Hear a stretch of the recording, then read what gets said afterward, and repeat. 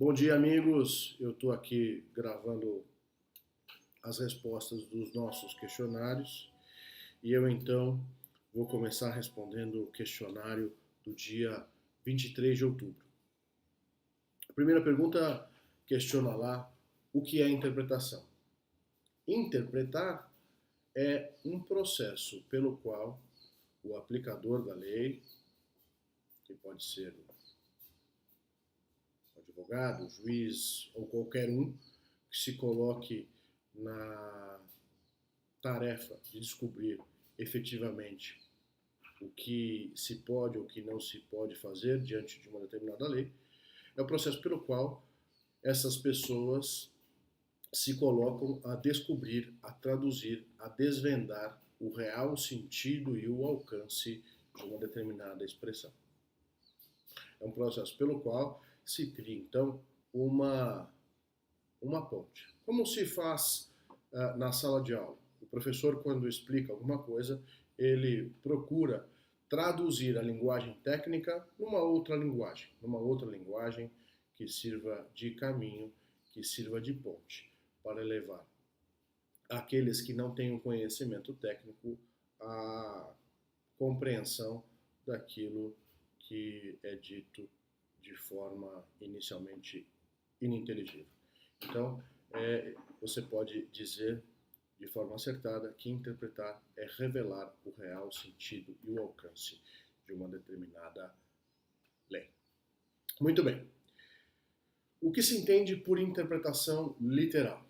A interpretação literal é aquela que se realiza, como o nome diz, com base especialmente das regras da semântica, da gramática. É aquela que vai, então, servir de base para toda a interpretação. Todos nós, ao fazermos a interpretação, encontramos lá uma língua comum. A língua comum, no nosso caso, é o português. São as regras desta língua que orientam o sentido, o desvendar do sentido que possa ter em uma expressão legal. E se diz então que a interpretação é literal quando se funda nessas regras da língua, não é? E apura exatamente, ou ipsis literis, o que está dito na lei. Terceira questão. O que significa a expressão in claris cessat interpretatio? Ela é verdadeira? A expressão in claris cessat interpretatio surge para defender a desnecessidade de interpretação em determinados casos, nos casos em que a lei se revele de uma clareza mais evidente. Esse posicionamento, que foi um posicionamento anteriormente muito forte, no sentido de diminuir a possibilidade de interpretação em alguns casos, hoje já se encontra vencida. De fato, a expressão não tem sentido. Veja que para se descobrir que uma interpretação ou que uma expressão ela é clara, você precisa interpretar. Então, a determinação da clareza da lei não pode ser utilizada como critério para dispensar a realização da interpretação. É pela interpretação que se chega à conclusão da clareza, da ambiguidade, enfim, das características que se possa encontrar em determinado texto legal. Portanto, a frase, o brocardo, o comando in claris cessat interpretatio, ele não pode ser aceito tal como fora anteriormente. Quarta questão. Qual a relação entre o método histórico e o método sociológico? Aqui no questionário que eu recebi, há uma referência a método social e eu estou então corrigindo para método sociológico, porque método social de interpretação não existe. Muito bem. O que se coloca, ou qual a relação que se pode estabelecer entre o método sociológico e o histórico? O método histórico é aquele que defende que para a interpretação da lei é importante, se não imprescindível, avaliar as condições históricas, o momento em que se editou uma lei, a vontade do legislador, enfim, é aquele método de interpretação que faz então uma relação entre o momento histórico vivido, as condições sociais, o conjunto de situações que serviu de ensejo, serviu de cenário para a criação de uma determinada disposição legal. É como descobrir a causa de uma lei. Não é? É lógico que com isso você está de uma certa maneira tentando identificar uma relação de causa e efeito, no sentido de identificar qual o objetivo inicial dessa lei para eventualmente fazer uma correção, fazer uma adequação desse mesmo objetivo no presente. O método sociológico, ele, de forma diferente, relaciona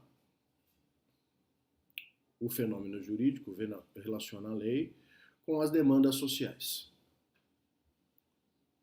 com a função que deve observar. Houve até, como Carl von Savigny, que ensinasse que o direito, na verdade, é a vontade do povo, é o Volksgeist. Este antigo professor chegou a defender inclusive que a codificação do direito seria inoportuna para a sua evolução, porque acabaria resultando num engessamento que implicaria a sua inutilidade ou uma deficiência nessa relação entre a vontade do povo e a sua estratificação em um texto fechado. O que se pode estabelecer entre um método e outro é que, se o método histórico olha para trás, identificando os motivos, as circunstâncias de uma determinada legislação, o método sociológico olha para frente, então, identificando aqui os objetivos, as funções que a determinada disposição interpretada deve seguir nesta função. O que diferencia o método de interpretação sistemático? O que caracteriza o método de interpretação sistemático é exatamente a ideia de que o direito não constrói disposições isoladas. Já houve quem dissesse que não se aplica um código ou um artigo, um parágrafo, um inciso, que seja de forma isolada. Quem aplica o direito, aplica todo o direito. Dessa maneira, essa constatação autoriza a dizer que, diante da dificuldade de interpretação de uma determinada disposição, é possível que se contribua para a construção desse sentido com normas esparsas no sistema. Você pode encontrar, então, referenciais que darão sentido à interpretação de uma lei em outras leis, na Constituição, em normas espalhadas no mesmo título, na mesma seção, no mesmo livro do código interpretando. Dessa maneira, o método sistemático é aquele que constrói o sentido das disposições legislativas através da contribuição de diversas regras, de diversas normas, não é? No suposto de que o direito é um só sistema, ainda que composto de diversas regras, diversas normas esparsas. Muito bem.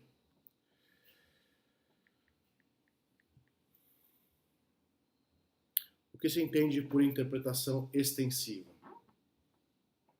Interpretação extensiva é aquela em que o intérprete avalia que a lei interpretanda disse menos do que pretendia. No momento em que o intérprete analisa a situação posta na lei e a situação de seus efeitos concretos, ele conclui que a lei foi pouca. Ele, então, estende os seus efeitos, estende o seu rendimento para abordar hipóteses, situações que não foram previstas, pelo menos na literalidade da lei. Mas nós sabemos que a interpretação literal é uma interpretação carente, é uma interpretação que pode então ser completada por outros critérios, por outras técnicas. E aqui então você tem exatamente um caso destes. Você pode então dar um rendimento maior àquele que foi posto pela lei. Para o entendimento desse tipo de interpretação, às vezes o legislador até faz determinadas listas. Então ele coloca assim: olha, essa disposição vai se aplicar no caso A, no caso B e no caso C. E usa lá uma regra de fechamento. Em todos os outros casos, com o mesmo fundamento. Então, nessa situação, você tem o próprio legislador deixando a cargo do intérprete que ele então dê um rendimento maior, desde que identifique de forma analógica aqui situações semelhantes que possam ensejar um rendimento maior do que aquele posto ou encontrado pela simples literalidade da lei. Muito bem. Eu acho que é isso em termos de primeiro questionário. Vamos então salvar o vídeo aqui para separar o primeiro do segundo questionário. Até lá!